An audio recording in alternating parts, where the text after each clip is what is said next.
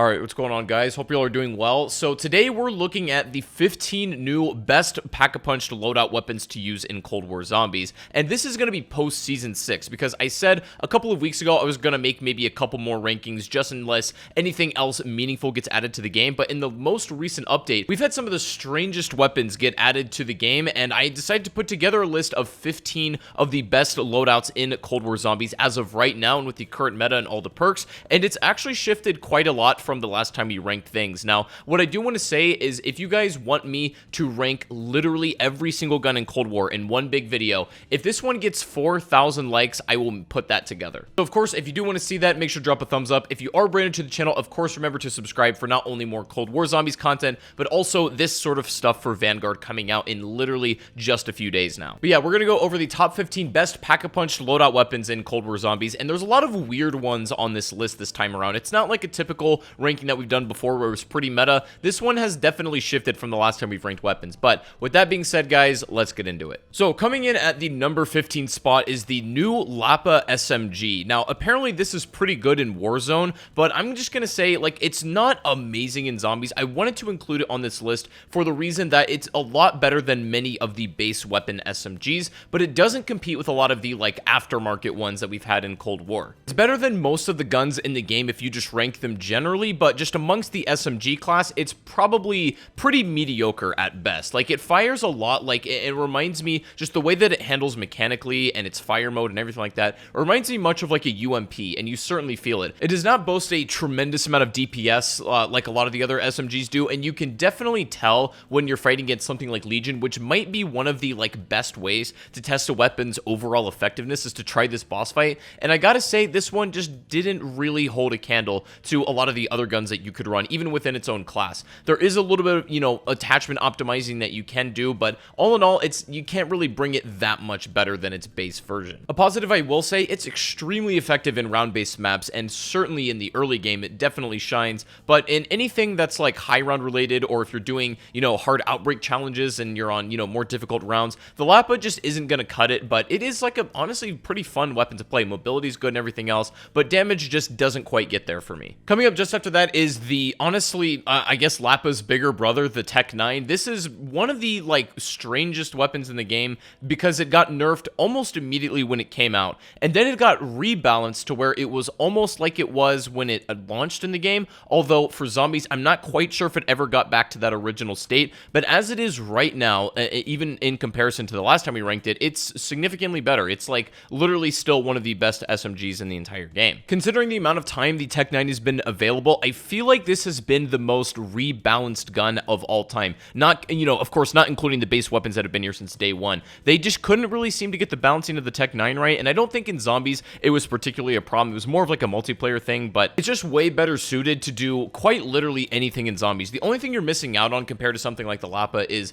possibly fire rate and also magazine capacity, but when you consider the amount of damage per bullet you're doing with the Tech 9, I would say that it's a worthy trade-off. It's definitely become one of my favorite weapons, and I think you guys know that. It always makes it on these lists that we do, and I don't think there's anybody that would argue that, you know, this doesn't deserve at least to be on here. So just after that, at number 13 are the AMP 63s, yet another classic and fan favorite, especially of these lists. Ever since they've been released to the game, they've never not appeared on here, but there's a good reason for that. They are absolutely monstrous, and recently I've taken these to task and done like every Easter egg boss fight with the AMP 63s, and the craziest thing is it performs exceptionally well in all of them. The same cannot be said for a lot of the guns in the game, like specifically the Forsaken boss fight. Something like shotguns don't really do a whole lot, as you need to break his armor, and it's like a really long range sort of thing, but even if it's close or far away, the M63s still pretty much can hold their own against Legion, Forsaken, any of the boss fights in this game. It's got it covered. And at this point in the game, if you've never used these or just aren't using them dual wield, then I truly feel sorry for your soul. This just makes all of the other guns in the pistol class for the most part look stupid, besides a couple exceptions which we'll get to, but it makes just like a lot of the base pistols, especially the 1911s for example, look absolutely obsolete. It's pretty crazy, but the M63s will forever be on one of these lists, but will probably be the last time we rank it on one like this. So coming up after that is a brand new gun actually, and a lot of people were asking my opinion on this when it first came to the game, but I wanted to rank it alongside all these other ones and really get a feel for it before I put it to the task, and this is the Ironhide Shotgun. This one is so bizarre because it's like a lever action. We hadn't had many shotguns added post-launch of Cold War War, all things considered when you compare it to other classes, but this one is probably the most viable. Now, the weird thing is, all with shotguns, especially their loadouts, you can pretty much copy and paste one model of like, okay, you have these optimized gallo attachments, for example, they can be applied onto the Hauer, and they're a one-to-one like optimization build for that. The Ironhide is different, however. You want to run a handle on this one, which I don't recommend on any of the other shotguns, because it increases the fire rate of this, which is like unbelievably important. It's about 10%. And for a weapon like this, that's kind of important. I would really compare it to something like the Hauer, although it just doesn't quite get there in terms of like practicality. It's got a lot more effective range than any of the other shotguns, and that includes the Hauer. It does really good against like singular big beefy enemies like Legion or any sort of bosses or specials and elites, but it doesn't deal well with a lot of zombies at once, like multiple targets. Because of that really slow fire rate, it just isn't able to hold its ground. But I know a lot of you guys are curious. I think the Ironhide is good. I just don't think it's great. On paper, the DPS is not very good, but I think like the on paper DPS numbers really they're only one measure to go by, and this has a lot more practical uses than some other shotguns. But I don't know, at the end of the day, I think it's really fun, and it is certainly a useful weapon. But if you just want a really practical like pump action shotgun, go with the Hauer instead of this one. Alright, so moving on just after that is another gun that's appeared on a lot of these lists, although not every single one of them. This is the XM4, and funny story, I was playing zombies with my friend the other day who like pretty much just got Cold War and didn't have any of the attachments unlocked, so I was just using a base unattached XM4, and I didn't realize exactly how much better this gun literally gets just through attachments. Like, not all of them improve dramatically, but this gun for sure feels a lot more garbage without any of the like really optimized attachments. I think specifically the damage barrel and also the stock for movement. The gun just doesn't feel good without these, and I didn't really realize that because I hadn't played without attachments since like literally day one of Cold War. And more importantly, it's on this list because it greatly improves when pack-a-punched as well, and it really doesn't have much of like a dramatic drop-off in terms of effectiveness and damage and stuff like that as the rounds go on. It's always viable, really good at pretty much any situation. It's not the best at anything, but it can handle everything. So coming up after that is the MAC-10 SMG, and I'm not gonna lie, I was kind of sleeping on this one for a couple seasons after things like the OTS got announced and added, and also the Tech 9, but I came back to this gun recently and I realized just how much fun it actually was. I remember for a while it was also the king of Warzone, although I don't really play it a whole lot. That's what initially like sort of got me wanting to try it in zombies, and I gotta say, like, it still holds up even to this day. Unlike the Ironhide Shotgun, which is really good at,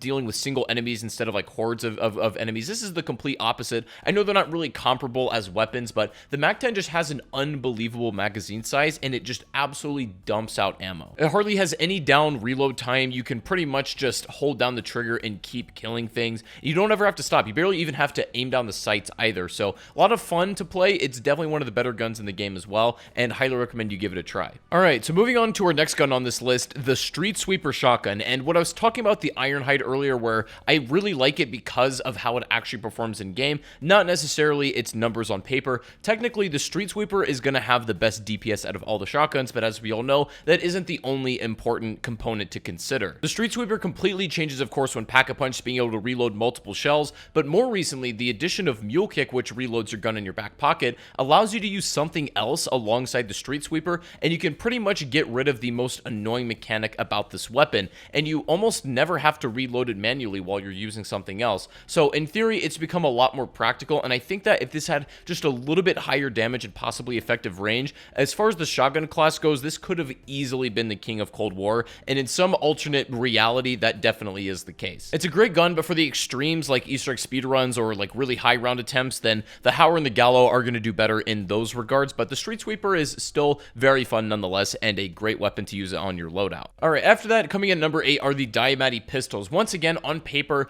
the Magnums are going to have like just better raw DPS because of the, bullets it puts out and those extremely high powered rounds, but the Diamatti are overall significantly more useful than that, and they're, very comparable to the AM63s. Now, the distinction that I would draw here is I feel like the Diamattis are a little more chaotic, and they're probably going to be better in onslaught and or round-based maps, whereas the AM63s are a bit more specialized and would probably be better suited towards Outbreak and a lot of those modes and objectives you will be completing in there. Fortunately for both weapons, you really don't got a lot of options as far as attachments. I wish they went a little bit, more in-depth with some of these other sort of smaller weapons and being being able to change a couple of different things, sort of like the ARs and SMGs. I get they didn't go that far in depth with these, but it could have been cool, especially considering they're some of the best guns in the game. But yeah, these are absolutely phenomenal. If you've not ever tried them out, definitely make sure you do. Coming up after that, though, is the FFAR. This is a loadout that's, been on and off the list as we've gone throughout the year of Cold War, but what I realized was I went back and watched some of my oldest Cold War content, and I'm pretty sure this was the first ever gun I pack-a-punched in Cold War when it came out on day one. And I said from the beginning, this is going to be one of the best guns in the game, and, maybe I said that a little bit prematurely, but I don't know. We still find it here at the end of the day on this list. It's at least one of the best guns in the game, and I feel like it also has the same situation as the XM4, where without attachments you can really feel how poorly it performs comparatively, but with attachments it's so much more viable and a lot more fun as well. Plays a lot like the classic FAMAS, but also is just way more suited to the mechanics and systems of Cold War, so had to appear very high on this list. Alright, next up, speaking of really high on this list unnecessarily, is the OTS-9, which I'm gonna say right now the best SMG, all things considered. I was probably gonna put the Tech-9 over this, and I may have done that in previous lists, but right now where we are in the current meta at the end of Cold War, the OTS-9 literally is the king. And it's so strange, man, because like all of the really crappiest looking guns in this game just end up being monsters for literally no reason whatsoever. If you just look at the OTS-9 visually, it looks like it'd probably be the worst SMG out of all of its class, but it's definitely not the case when you try it out and see its effectiveness. Literally the only downside by far is the magazine size, but even then it's not like unmanageable, it just isn't the best compared to what else you can get in the class, but it doesn't matter because the damage that it puts out and just its effectiveness in game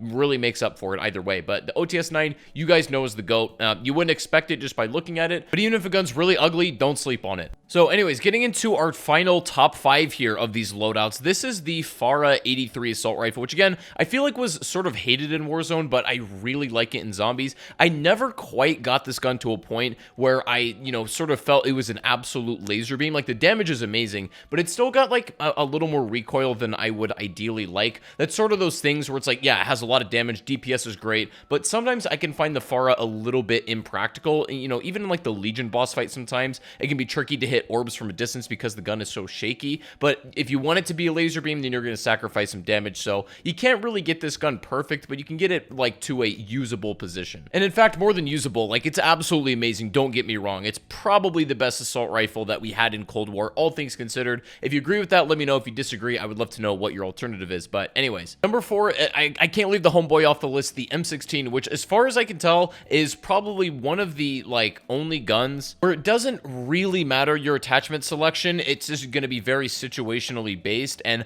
I've got like 4 or 5 different M16 builds for all sorts of different purposes, which isn't really the same case for like even the shotguns. There's a one-size-fits-all build with those, but the M16 is pretty different in that regard, and it's like easily the best tac rifle, not only in terms of DPS just on paper, but also practically speaking as well. Similar to the situation with the shotguns, I am very surprised that a post-launch weapon didn't get added that overtook this as the king. It seems like that happened in every other category besides arguably the most useful ones, the shotguns and tac rifles. That's like the bread and butter, but nothing was able to really overcome this one in its own class at the end of the day, so I find that really interesting. But the M16 is the number 4 best pack-a-punch loadout, and again, really changes when it is upgraded, so certainly worth doing. But anyways, coming in at the number 3 spot, I'm actually going to rank number 3 and number 2 in the same sequence here because they're always right next to each other in these lists, but it's not the last gun that we're going to speak about. But of course, the Gallo and the Hauer are going to be, effectively the number 3 and number 2 spot as well. And of course, the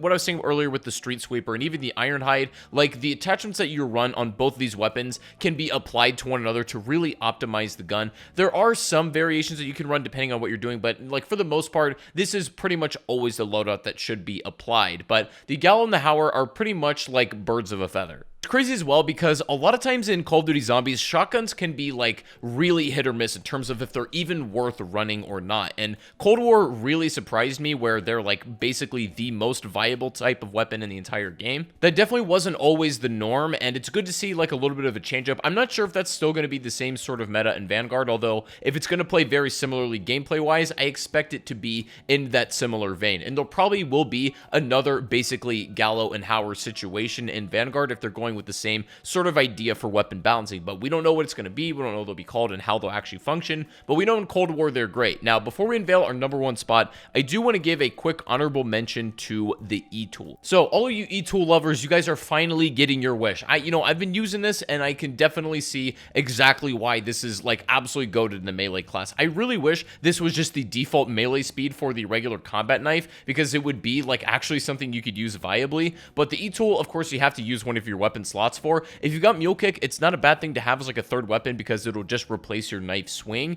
and it swings so fast it's kind of illegal. I think it goes without saying you can't add any attachments to this because it's a literal mini shovel, but anyways, it definitely deserved a spot on this list because it's at least the best melee weapon. But the real number one spot is gonna be kind of a shocker. So I'm going to give this one in the weirdest turn of events in all of 2021. I'm gonna say the Thumper is the best gun.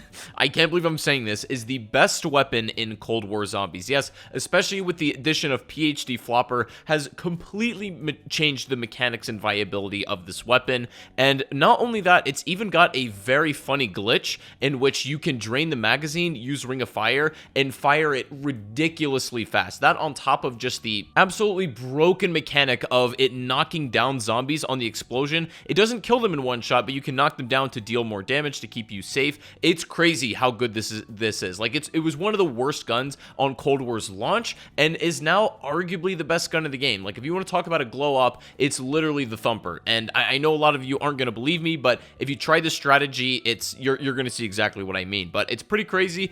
You definitely have to pack-a-punch it, and you need to have PhD in order to get its full effect, but it's very good nonetheless. But anyways, guys, that is going to be the top 15, the final best loadouts pack-a-punch weapons in Cold War Zombies. Like I said, if this video does get 4,000 likes, I will make one final video ranking literally every gun in the game. But regardless, I hope you guys did enjoy this one. If you did, be sure to drop a thumbs up, subscribe if you're brand new, of course, and definitely make sure to follow me on Twitch. I do stream zombies over there. Link to that's down below. Love to have you. But anyways, have a great rest of your day, and I'll see you on the next one. Take it easy, guys. Peace out.